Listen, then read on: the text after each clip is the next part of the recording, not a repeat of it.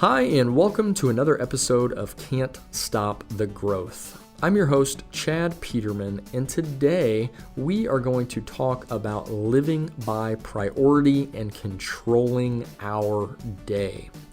Obviously, this is extremely important, and one of those things that can be very tough to do. Ultimately, when we're trying to find our purpose and what actions we need to take to get there, that can be kind of daunting. It can be overwhelming and a little bit intimidating.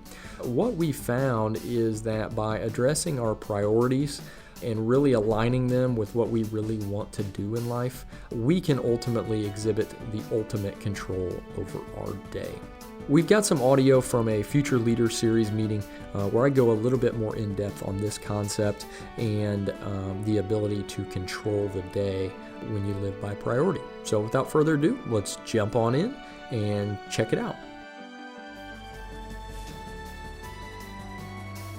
So we've got these priorities. Now, the key with priority is to how do we fit it into our busy day, right? I mean, everybody's day goes a million different directions. You got personal stuff, you got things at work, you got stuff here, there, and everywhere. So what I try to do is try to make some of this stuff kind of actionable that we can use. So different strategies where you can hopefully improve kind of time management to a certain degree and really help with, achieving these priorities on a daily basis so that you ultimately get to your end goal. So a couple of them, I've got kind of four here that have been helping me, and then kind of a fifth kind of wrap things up there. So I always look at task as proactive or reactive. So is whatever I've scheduled out to do, is this a proactive thing? Or is this a reactive thing? So obviously proactive is going to advance me forward. It's stuff that working more towards, a long-term goal or getting better overall or whatever it may be. Whereas reactive is more so carving out time to take whatever comes at you. Whether that be I'm out in the field and I've got service calls. I don't know what this one's going to bring to me. So, I'm kind of going in blind to a certain degree. Or I'm answering the phone and I'm not sure what this customer is going to need or whatever it may be. There's all of us have reactive and proactive parts of our day. It's just they come in different places.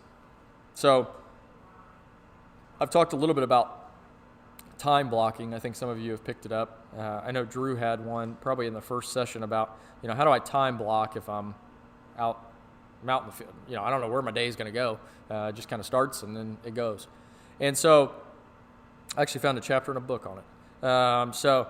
Pretty excited about this. But so the biggest thing is understanding that there are reactive parts of your day. So if you're out in the field, obviously you're going to be reactive for, call it, an hour per call-ish.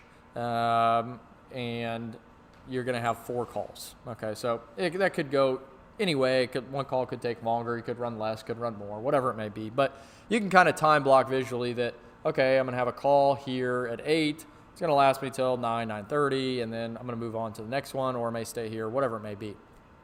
So then it's about finding those times in your day when you can be proactive. So if you're out in the field and you know that one of the things you want to work on this month is, making sure you have better conversation with the customer. Perfect. Well, when could you do that? Well, driving from call to call. You could do it before your day starts. You could do it at the very end as you kind of decompress. There again, carving out those times to be proactive when it comes to time management is understanding when you're going to have to be reactive and not scheduling proactive time for that. So a great time to not be proactive would be 8 a.m. when your first call's starting. So probably not scheduling proactive stuff at 8 or when you're busiest, different things of that nature that are not going to be, you're going to just frustrate yourself. And so always kind of just being realistic about when can I actually accomplish something? Or are you just throwing something on the calendar to say you threw it on the calendar? You may or may not get to it. Or are you being strategic enough to say, well, I can really probably get this done during this time, so that's when I'll do it. And so that's been one big help for me, is just being realistic with my schedule. I found myself at the beginning, I was time blocking like stuff at the end of the day, like thinking stuff. And by the end of the day, my mind is, I've done my thinking for the day throughout the day. So at the end of the day, I'm like trying to wrap up and like trying to get stuff done. So what I started doing is putting more so reactive, not really reactive, but more so easier tasks that I needed to get done, putting those at the end of the day. Hey, I need to scan this document and send it over to so-and-so. I need to get this signed and send it over to them. I need to respond to this email with whatever they need. Putting that towards the end of my day, because one, I knew I could be less reactive at the end of the day. By the end of the day, most of the craziness is kind of either subsided, or everybody's kind of, oh, we're on our last call and the day's about to conclude and everybody's kind of where they need to be. People are starting to go home, whatever it may be. So I knew that time would be kind of, there shouldn't be a whole lot of, craziness going on. And so I could do stuff like that. And then moving my like thinking stuff to the beginning of the day, which worked for me. Now there again, it may work totally different. Some people are more night owls and want to do that stuff. Or when, maybe it's in the morning. So, maybe you're in early and that's what you do. Or there's a portion of the day around lunchtime that's more advantageous for you to think, or whatever it is. So just really taking a look and making your kind of time, be more strategic about it. I think oftentimes, and I've been guilty of this, you just throw stuff on your to-do list that you need to get done, but you really got no plan to get it done. It's just on there. Looks like a big list. You're like, oh, I got a lot to do, or this looks important. But really understanding, how in the hell am I going to get this done? There again, what are my actions? How am I going to get this done? Type thing. The other thing, especially when it comes to email, that I just read in a book, it's called The Ultimate Sales Machine by Chet Holmes. He says his biggest thing is touch it once. So this is really difficult. And something that I have to continue to work on. But when you're given something, oftentimes in email, we have a tendency to like look through every email we have and be like, oh, I need to get back to that. Oh, I don't really want to do that now. Oh, that's not going to be fun. I don't want to do that right now. And so you've gone through 20 emails, not done a single thing, yet have 20 different ideas bouncing around in your head. And so you're thinking about it. You're thinking about it for the rest of the day. Oh, God, I really don't want to have that conversation. Or, oh, we're going to have to take care of that. Or, oh, that's going to be not fun to do. Whatever it may be. So you're essentially trying to do all 20 of those emails at the same time while you're trying to do something else. So what I've done is I've just blocked out time where I look at my email. And I made a conscious decision to, when I open one, I'm doing it. Whatever it is, I've got to get it done. Right now, I'm just going to do it. Now, I get through far less of them because obviously whatever that task may be could take me, 15 minutes to go get done. But it's gone. It's out of the way. Yeah, I've got more to look at. But I also don't have a bunch of different objectives and tasks and different stuff like that bouncing around in my head, so that when it does come time for me to think and really get something done, I'm not thinking about those 15 other things that people are asking me to do, those reactive times. Because let's face it, email is reactive.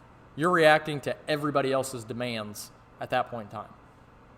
What do they need? What do they need me to do? What do I have to do? What am I late for? Whatever it may be. All of that stuff is so reactive. So I've really gone in and just said, okay, if I open this email, got to do it.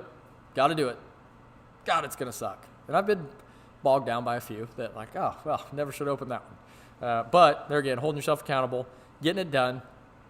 And the other thing is, and we did this earlier on, is break your email out into mailboxes, so that any email pertaining to this goes into this mailbox.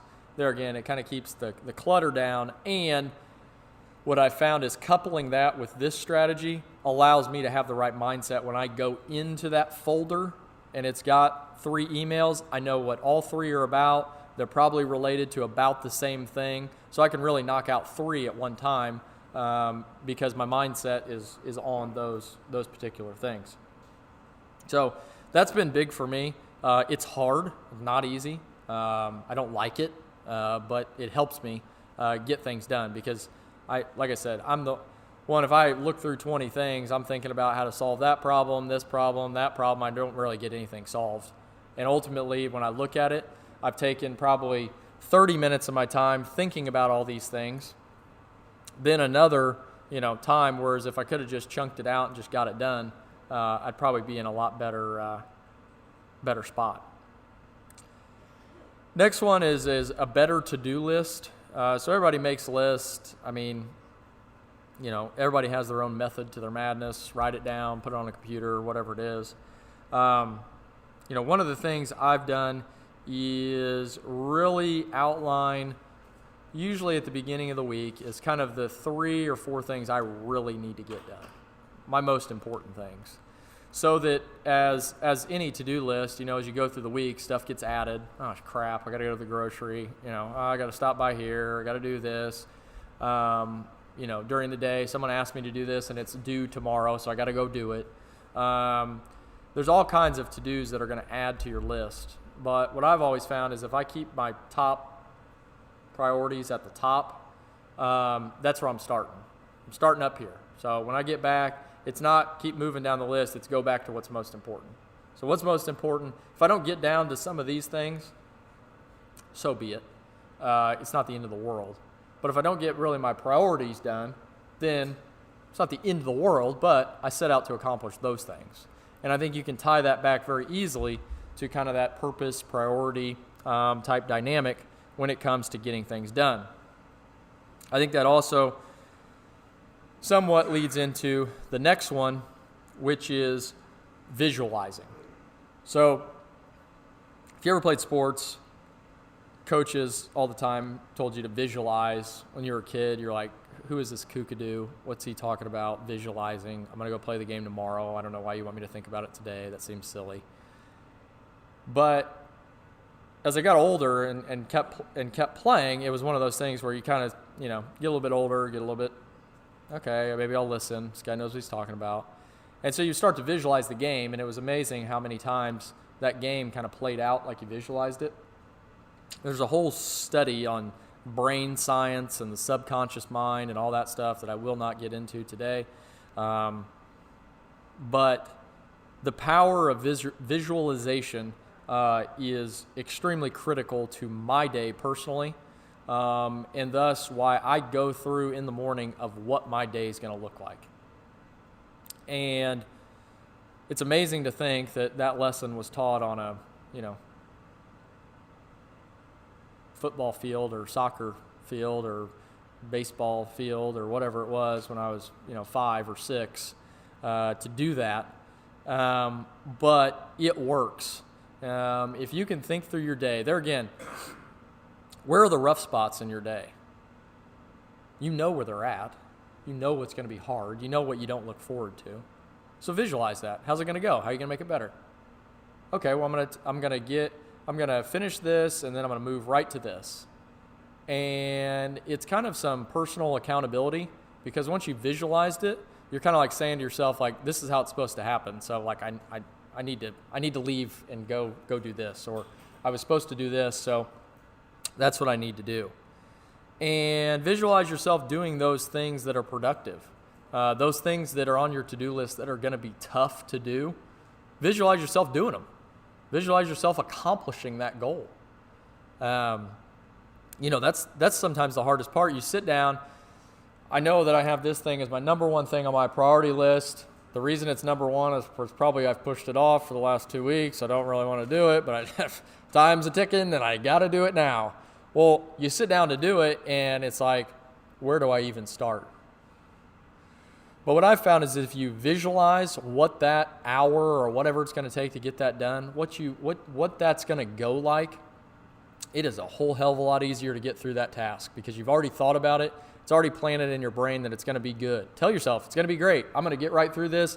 All these ideas are going to flow. That's what I do with this stuff. So preparing this stuff is not the easiest thing to do.